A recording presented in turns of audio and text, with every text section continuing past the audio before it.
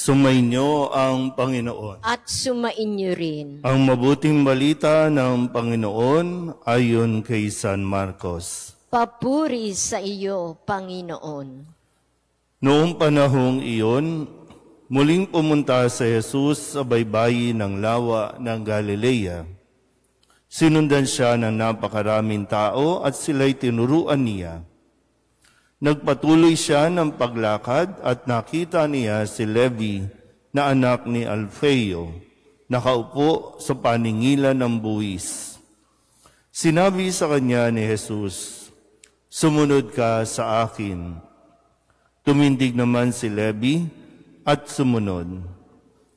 Nang si Jesus at ang kanyang mga alagad ay kumakain sa bahay ni Levi, nakisalo sa kanila ang maraming publikano at mga makasalanang sumunod sa kanya. Nakita ito ng ilang iskribang kabilang sa pangkat ng mga Pariseo at tinanong nila ang kanyang mga alagad, bakit siya sumasalo sa mga publikano at sa mga makasalanan? Narinig ito ni Jesus at siya ay sumagot, hindi nangangailangan ng manggagamot ang walang sakit, kundi ang may sakit. Naparito ako upang tawagin ang mga makasalanan, hindi ang mga banal. Ang mabuting balita ng Panginoon. Pinupuri ka namin, Panginoong Hesukristo. Isang magandang umaga po sa inyong lahat. Ngayon po ay Sabado sa unang linggo ng karaniwang panahon. Atin po munang balikan ang ilan sa mga salita na binitawan sa atin, ipinahayag sa atin, no? Kung paanong sa ating unang pagbasa ngayon sa sulat sa mga Hebreo, sinasabi dito na ang salita ng Diyos ay buhay at mabisa at higit na matalas kaysa alinmang tabak na magkabilay talim. No, yung imagine niyo po yung isang tabak o kutsilyo na magkabila o pareho yung gilid na talagang matalas.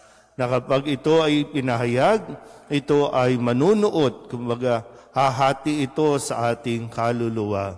Ganon kalakas ang salita ng Diyos.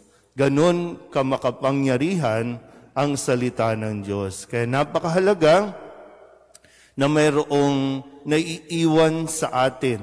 Mayroon tayong na i-store, no?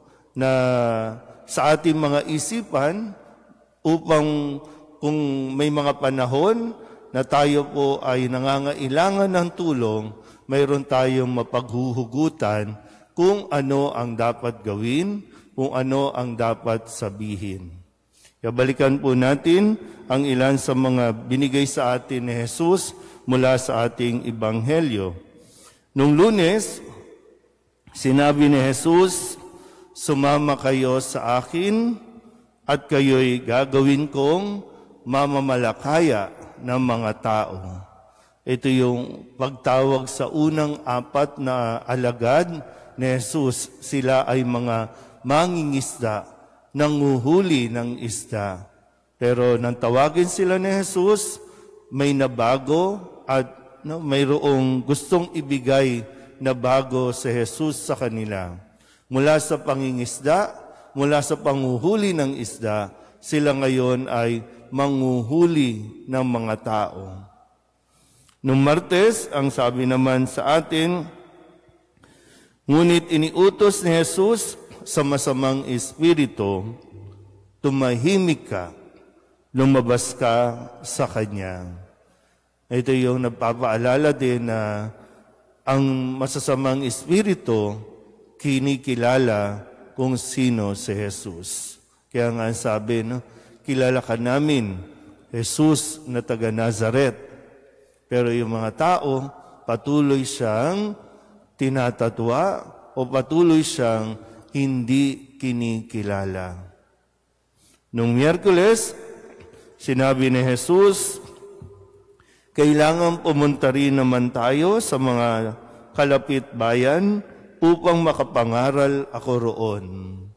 Sa dami ng tao na kanyang tinulungan doon sa isang bayan, pero inisip pa rin niya na kailangan pa rin pumunta sa ibang bayan para makapangaral siya.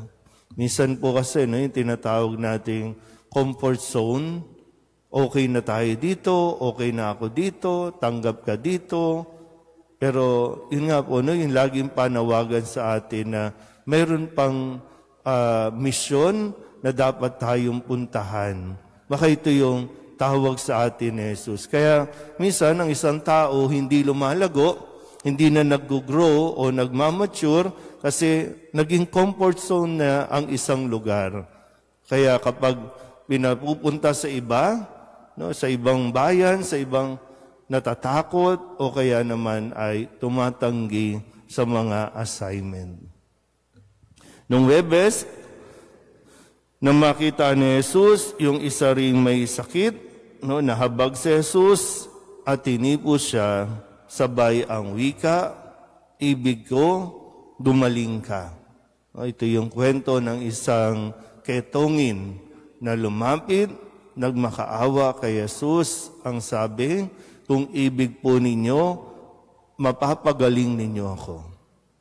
At ganun lang ang sinagot ni Jesus, ibig ko, gumaling ka. Kahapon, Biyernes, ang sabi sa atin tungkol doon sa kwento ng isa ring paralitiko kung saan mula sa bubungan, inihulog o ibinaba ng kanyang mga kaibigan para mailapit kay Jesus. At ang sabi ni Jesus, na makita ang paralitiko, anak, ipinatatawad na ang mga kasalanan mo. So, yun na mahalaga na makahingi tayo ng tawad dahil kasunod na ng kagalingang espiritual ang kagalingang pisikal. Huwag natin masyadong pagtuunan yung pisikal na kagalingan at mapabayaan natin yung ating espiritual na pangangailangan. Kaya nga ngayon, sa ating kwento sa pagtatawag kay Levi na isang maniningil ng buwis, ang tingin ng tao ay isang makasalanan at siya ay tinawag ni Jesus, nakisalo at nanatili doon sa bahay ni Levi. At ang sabi ni Jesus, naparito ako upang tawagin ang mga makasalanan, hindi ang mga banal. Sana po, makita pa rin natin ang ating mga sarili na isang nangangailangan ng pagpapatawad ng Diyos. Pero bago yon, kailangan din natin i-acknowledge muna na tayo po ay mga makasalanan. Tayo ay may kasalanan, kaya kailangan natin ang tawad o pagpapatawad ng Diyos.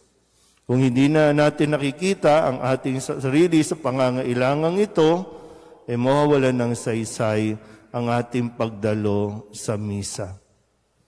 Kasi anong pinagkaiba ng mga hindi dumadalo sa misa at mga nasa misa kung hindi naman nila nakikita ang kanilang sarili na kailangan ng kapatawaran ng Diyos?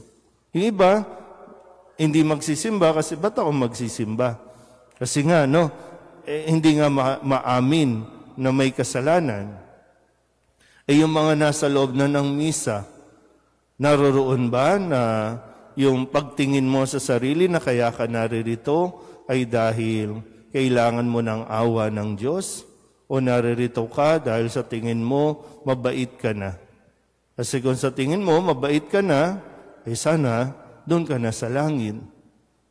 Kasi gaya ng sinabi ni Jesus, ang nangangailangan ng kagalingan o nangangailangan ng manggagamot ay yung mga may sakit. So mahirap po kasi kapag hindi na natin ito makita. Mahirap at ang hahantungan natin maging mapanghusga. Kasi si Jesus, tandaan niyo po, nakikisalo sa mga makasalanan. Yun ang dahilan ng kanyang pagparito. gamutin ang ating mga sakit, ang ating pong mga ginagawa na nagdulot ng pagkakasala natin. Amen?